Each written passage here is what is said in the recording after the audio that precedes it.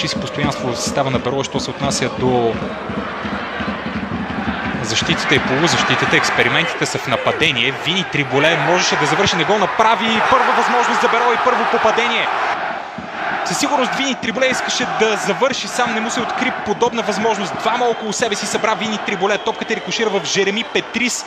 При опита на Триболе да завърши, това се оказа щастлив рикошет за Берое, след като абсолютно непокрития в наказателното поле Джани Политино, а сега Кристиян Димитров.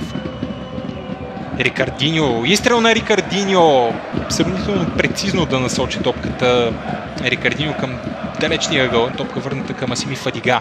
Центриране вече от Фадига, Краев на границата на наказателното поле, успява да отклони топката, Рикардиньо не успява да завърши, има ли кой да нанесе изстрела, спасяване на Ачинели, тук вече няма какво да направи Ачинели. Краев успя да свали топката за Рикардиньо. Едвин Ласо или не, Жорди Говеа успя да спре Рикардиньо. След това изстрела на Даруан беше блокиран от Родриго Ачинели. Оттам насетне обаче стража на Берое беше безпомощен. Нямаше как толкова бързо да се придвижи Родриго Ачинели и да реагира при опита на Кристиян Димитров. Митков за Даруан, малко повече пространство за Даруан. Хубаво подаване за Фадига, мощен изстрел на Фадига. И още веднъж отличен поглед, отлично подаване от Даруан.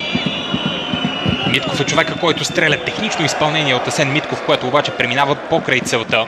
В полза на сините 71 срещу 29 са процентите. Лековата грешка от Кристиян Димитров и възможност за Сантьяго Годой да се озове 1-1 срещу Николай Михайлов. Годой праща топката покрай Николай Михайлов. Второ попадение за Берое, че Берое на контратака може да нарани всеки един опонент. Цунами положи абсолютно всички усилия, за да спре Сантьяго Годой.